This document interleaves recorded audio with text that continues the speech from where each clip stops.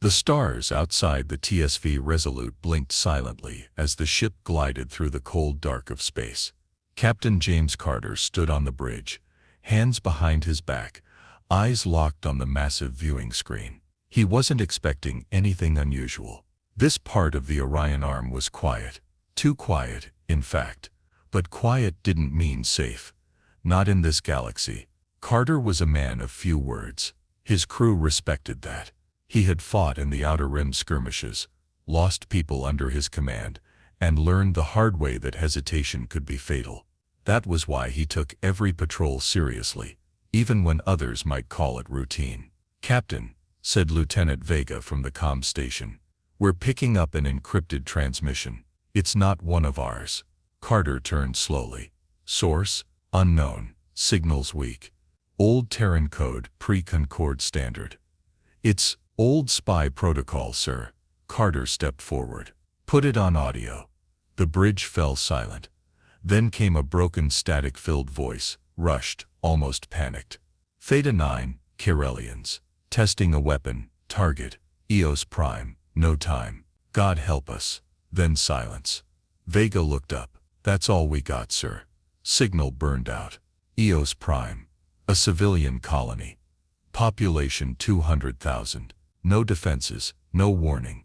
Carter stared at the screen. His face showed no emotion, but inside his mind was racing. He turned to Commander Hale, his second in command. "Cross-check Theta 9. Is there any Kirellian activity logged near that star?" Hale nodded and pulled up the data. "Nothing official, but there are irregular gravity shifts in that sector. Energy readings off the charts, sir. It's a dead system. No reason for that kind of power signature." "They're testing something," Carter muttered. "And if that signal's right, they're about to wipe out a colony." "But we don't have authorization to engage, sir," Vega reminded him carefully. "Earth Command. They're 4 hours away," Carter said. "And the Kirellians might strike in one." The bridge fell quiet again. Carter looked around at his crew. "I won't let another colony burn. Not on my watch." He turned to navigation. "Plot a course to Theta 9. Max speed. Go dark. No signals. Full stealth protocol." The nav officer nodded. "Aye, Captain." As the crew moved quickly, Carter stepped back to the center of the bridge. His eyes returned to the stars. He knew what he was doing. This wasn't just a patrol anymore. This was an unsanctioned mission into enemy space. If he was wrong, he'd face a court-martial. But if he was right, and he did nothing, thousands would die. He thought of the people on Eos Prime, families, children, farmers, teachers, all living their lives, unaware of the danger heading their way. No, he wouldn't wait. The Resolute turned silently and disappeared into the dark. The hunt had begun.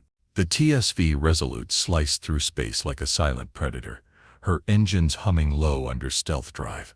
Every light on the bridge had been dimmed.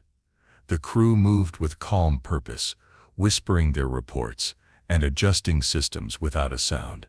Captain James Carter sat in his command chair, eyes fixed on the forward screen. In the far distance, the red dwarf star Theta 9 burned dim and dull, a dying sun in a forgotten part of the galaxy. No one spoke of the danger out loud, but it filled the air like static. "Status report," Carter said quietly.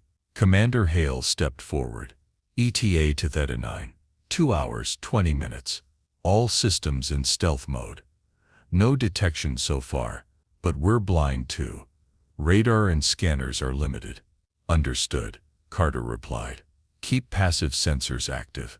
We need to see without being seen." He rose from his chair and walked to the side observation window. The stars drifted by, endless and cold. He thought back to the past, back to the day he first learned what delay could cost. It was during the siege of Vega Outpost, almost a decade ago. He had been a young lieutenant then, full of rules and hesitation. When the enemy approached, he followed protocol, waiting for orders.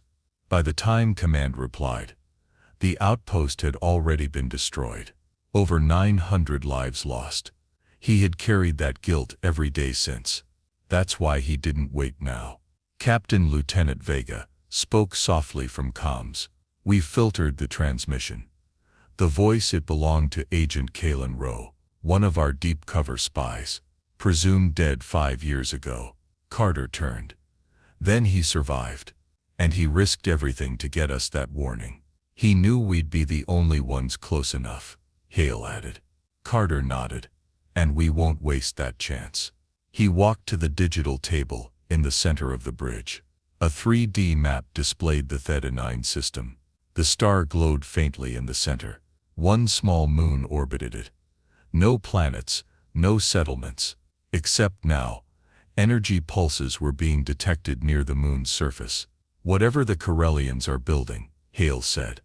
They're hiding it well, not well enough, Carter replied. Keep us angled behind that asteroid belt. Use it as cover when we arrive. The crew returned to work, checking trajectories and adjusting their course. Every move had to be perfect. One misstep, one power surge, and the Corellians would detect them and destroy them. Later, Carter visited the war room alone. He stared at the holographic photos on the wall, pictures of colonies, cities, soldiers lost in past wars. He paused at one image, a child holding a model starship, standing beside her mother on Eos Prime. He didn't know them, but they represented everyone who trusted the Terran Concord to keep them safe. Carter clenched his jaw. He tapped his command console and began recording a log entry. Captain James Carter. Resolute. If this log is found, we went dark to investigate an unconfirmed threat near Theta 9. Evidence suggests the Corellian Empire has developed a star-killing weapon. I've chosen to act without direct orders. If we fail, let history know why we tried. He ended the recording. No dramatics, no speeches, just the truth. Back on the bridge, the crew sat in silence, watching the distant light of Theta 9 grow larger. Tension tightened around them like a wire. Then the proximity alert beeped softly. Captain Hale said, "We're approaching target zone. Gravity reading spiking. Energy output doubling every 6 minutes." Carter stepped forward. "Ready weapons. No launch, no lights. Just be ready."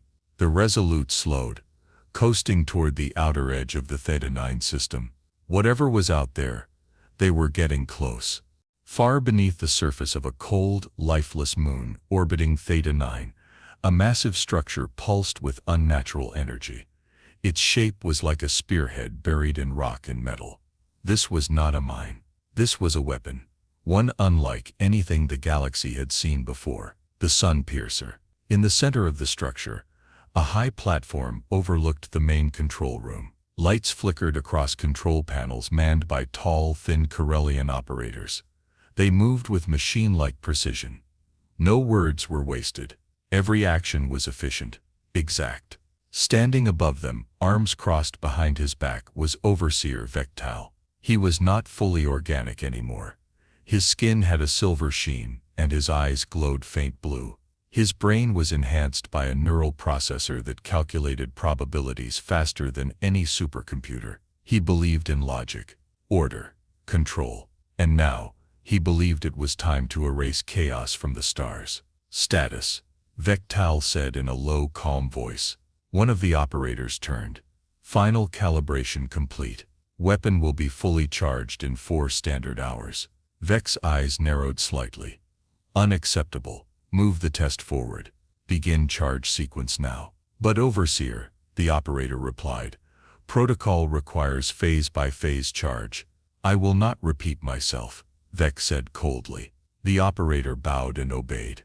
Vec turned to the wide display screen above the platform. It showed a simulation, the red star of Theta 9, a beam of concentrated energy, and then a collapsing shockwave that engulfed everything nearby.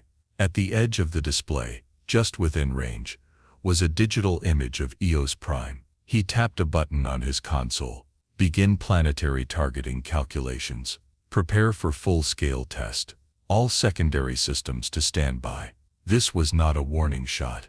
It was a demonstration. The Empire would show the galaxy what happened to those who resisted. But deep inside, Vectal was curious about one thing: how the humans would react. They were unpredictable, emotional, reckless. He had studied their patterns, run simulations, even lived among them once. And yet, time after time, they defied logic. Vec didn't believe in fear, but he respected the unknown. Meanwhile, not far from the moon's orbit, the TSV Resolute drifted quietly in the shadows of an asteroid belt. Her engines were nearly silent, her lights dimmed to near invisible. Captain James Carter stood on the bridge, looking at the display. A massive energy spike had just lit up their sensors. "Sir," Commander Hale said, "that's the same signature we picked up earlier, but now it's 3 times stronger." "Weapons charging," Carter said. "They've moved up the timeline. They're going to fire soon, maybe even before we get close enough to strike." Carter didn't flinch. "Then we get closer." Lieutenant Vega frowned. "Sir, we can't fire until we're within 20,000 kilometers. That's suicide if they detect us early." Carter nodded.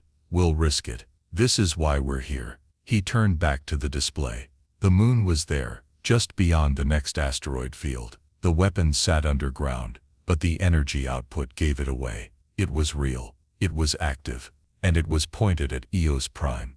Inside the Corellian facility, Overseer Vec Tau watched the charge levels rise. 70%, one operator reported. "Engage outer shielding. Prepare firing sequence," Vec said. He paused, then asked, "Any unusual activity on long-range scans?" "Negative, Overseer. No Concord ships detected."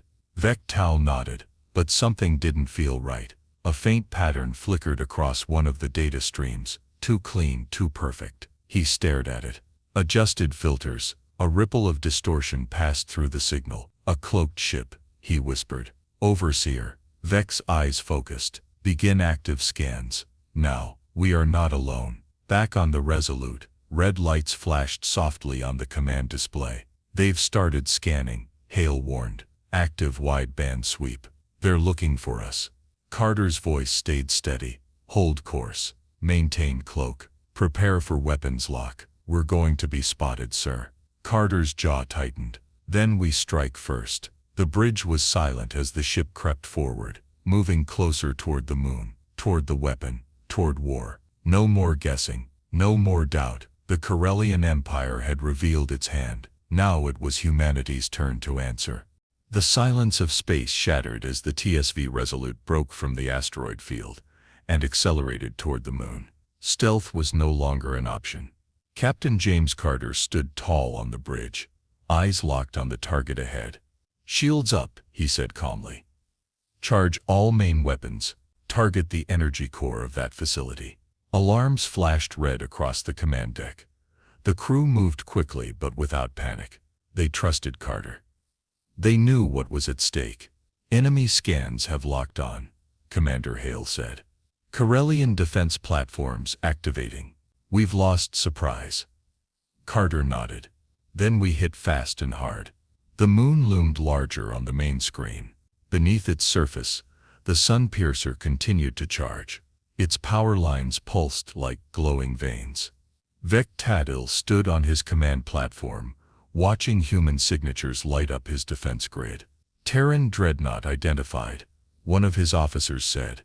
"They are alone." Vec tilted his head. "Alone, and yet charging. Fascinating. Prepare all ground-based defense turrets. Launch automated interceptors." Back aboard the Resolute, enemy fire streaked toward them. Blasts of plasma and energy flashed against the ship's shields. "Shields holding at 87%, Lieutenant Vega called out. "Divert power from rear thrusters to forward shields," Carter ordered. "Helm angle us down. We're punching through." The Resolute roared forward. Its main rail cannons locked onto the target and fired. 2 bright shots cut through space, striking the moon's surface. Explosions followed, fire and dust spraying into orbit. "Infrastructure hit," Hale reported. "But the core is still active. The weapon is still charging." Carter narrowed his eyes. "Then we go deeper." They broke through the outer defense ring. The enemy sent waves of automated drones, small, fast ships armed with cutting lasers and explosives. "Launching counter-drones," Vega said. "Activating point defense grid." The sky filled with light. Drones burst apart under precise Terran fire, but more came. The ship rocked under each impact. The hull groaned. Shields at 62%. Hale shouted. "Stay on course," Carter said. "We've come too far to turn back now." Inside the Corellian facility, Vec Tadil watched the chaos unfold. His cold mind processed every movement of the Terran ship. "One Dreadnought," he muttered, challenging a planetary weapon.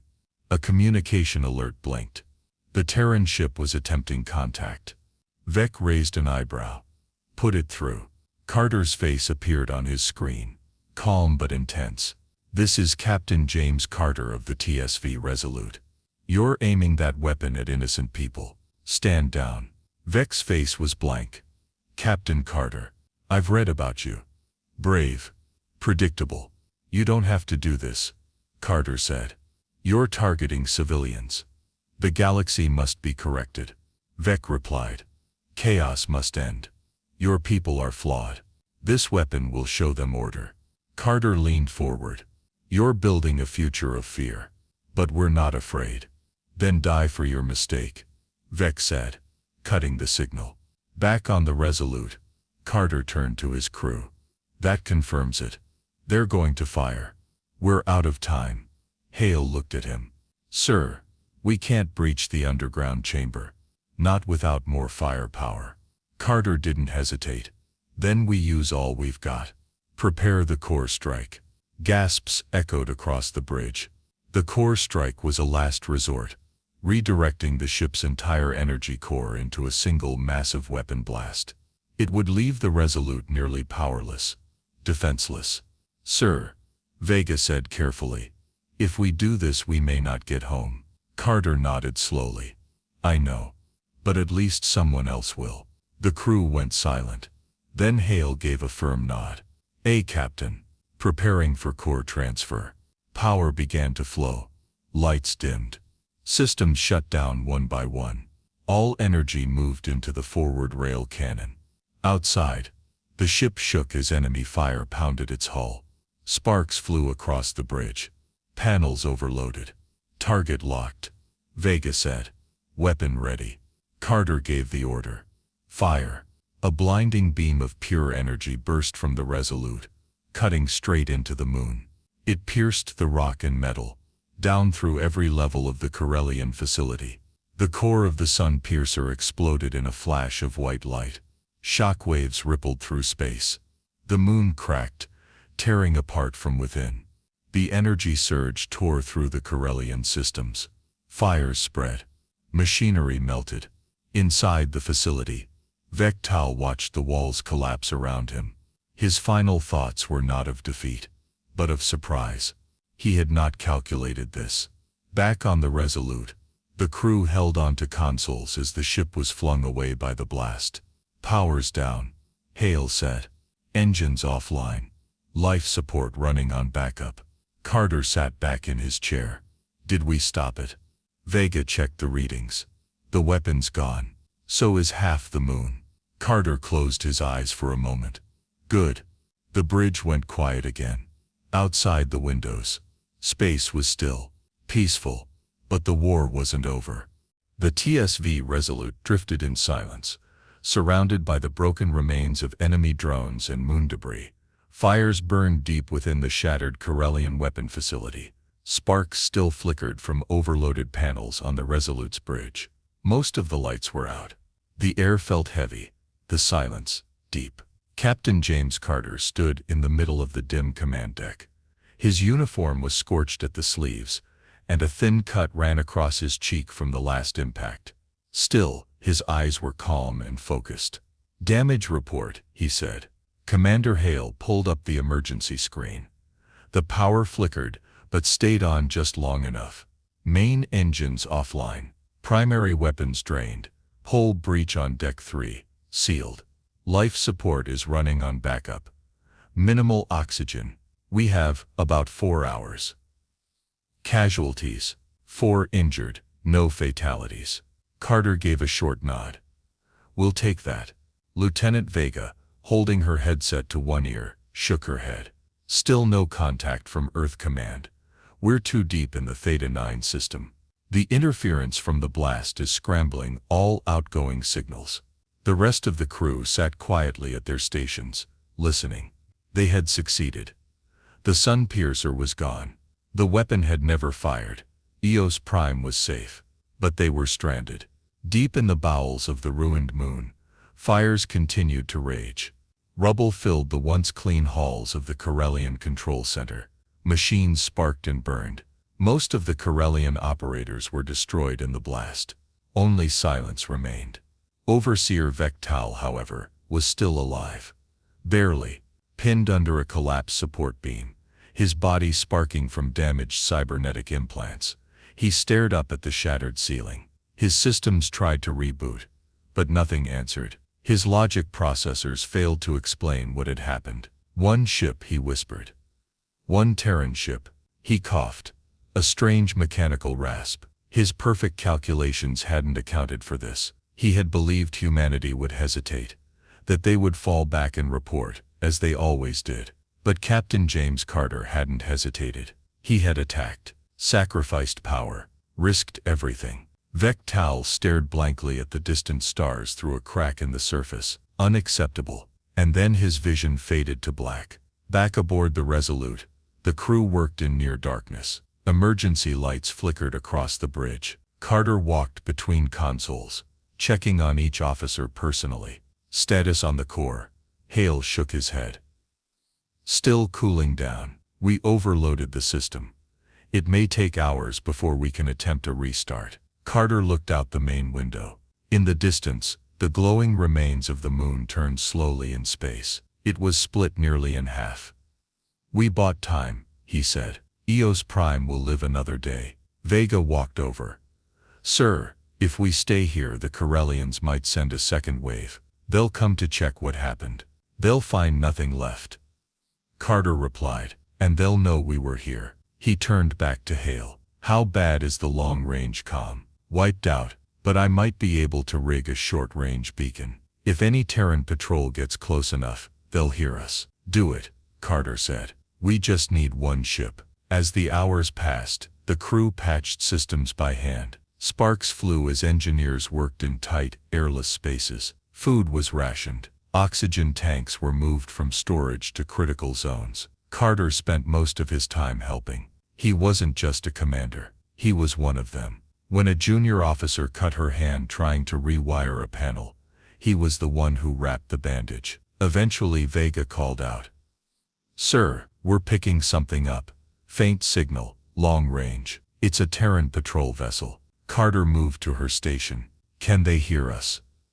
Barely, but I think I can boost the signal through the auxiliary core. She typed quickly. The signal stabilized. Carter leaned into the comm. This is Captain James Carter of the TSV Resolute. We have disabled a Corellian superweapon near Theta 9. Ship is damaged. Crew alive. Request immediate assistance. There was a pause. Then through static, a voice replied. Resolute, this is TSV Horizon. We received your signal. Moving to intercept. Hold tight.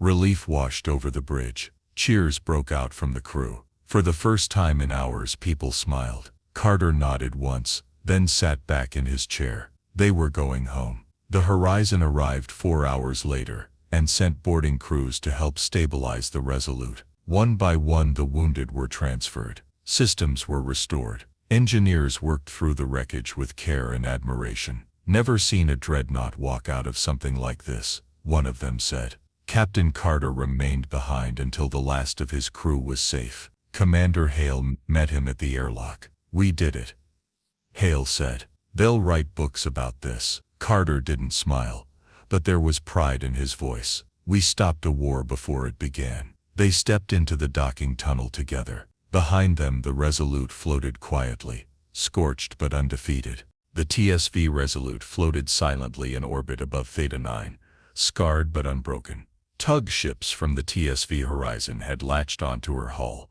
working slowly to pull the Dreadnought away from the moon's unstable debris field. Inside, emergency lights flickered, illuminating the ship's battered corridors and half-powered systems. The crew had been moved to safety, and repair crews worked around the clock. Captain James Carter stood alone on the bridge. The hum of machines had returned, but the silence between sounds still held weight. He looked around the command deck. Empty now, quiet.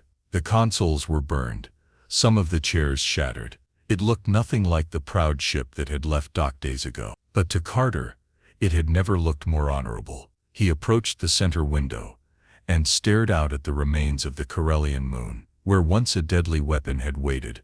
Now only ash and broken metal drifted in orbit. The sun piercer was gone. So was Overseer Vectal, and Eos Prime, far beyond that shattered sky, was safe. Commander Hale stepped quietly onto the bridge. Engineers say the core's fried beyond repair, he said. Resolute will be towed to Station Athena for a full rebuild. Carter nodded. She deserves a rest. Hale glanced around the room. So does her captain. Carter didn't answer right away. His gaze was far away, his thoughts on what might have happened if they hadn't acted in time, if he had waited for orders, if he had played it safe. They were going to erase a colony, Carter said. Families, children, and they would have called it strategy. Hale stepped beside him. But they didn't, because you chose to act. Carter shook his head slightly. We chose to act, every one of us. No one hesitated. There was a long pause. We were lucky, Hale said. We were ready, Carter replied. A few hours later, Carter stood aboard the TSV Horizon, as the last of the transfer logs were signed. Crew members from both ships offered salutes, handshakes, and quiet words of respect. Word had already begun to spread. One human dreadnought had taken on the Corellian Empire's most advanced weapon and won. In the ship's ready room, Admiral Theron appeared on the view screen. She had sharp features and a calm voice, but even she looked surprised. You disobeyed direct protocol, she said to Carter. Yes, ma'am, he replied. You entered enemy territory without clearance. Yes, ma'am, you destroyed a hostile superweapon, saved a colony, and possibly prevented an interstellar war. Yes, ma'am. Admiral Theron gave the faintest smile. You'll receive a full debrief at Athena Station. But unofficially, well done, Captain. The screen went dark. Later, Carter sat quietly in the mess hall with a mug of lukewarm coffee. Around him, younger officers whispered and watched. Some were still in disbelief. Others were inspired. Lieutenant Vega walked in, carrying a data pad. Transmission from Eos Prime, she said. A thank you message. They've been watching the news feeds. They know what happened. Carter took the pad and read the message silently. To the crew of the Resolute, you saved our lives. We will never forget your courage. You protected more than a colony. You protected hope. Carter didn't speak. He simply set the pad down and looked out the nearest window. Far away, beyond the systems and stars, Eos Prime was still spinning in peace. When the Resolute finally arrived at Station Athena, she was met with honor. Crews lined the docks. Flags were raised. Though the Dreadnought was barely holding together, she was a symbol now, a reminder that even one ship, when led by courage, could change the course of history. As Carter stepped off the boarding ramp, reporters shouted questions. Politicians made speeches, but he said nothing. He simply looked up at the stars. He knew the Corellian Empire would not stop. There would be more threats, more battles, more hard choices, but for now at least, peace had been earned, and someone had to keep watch.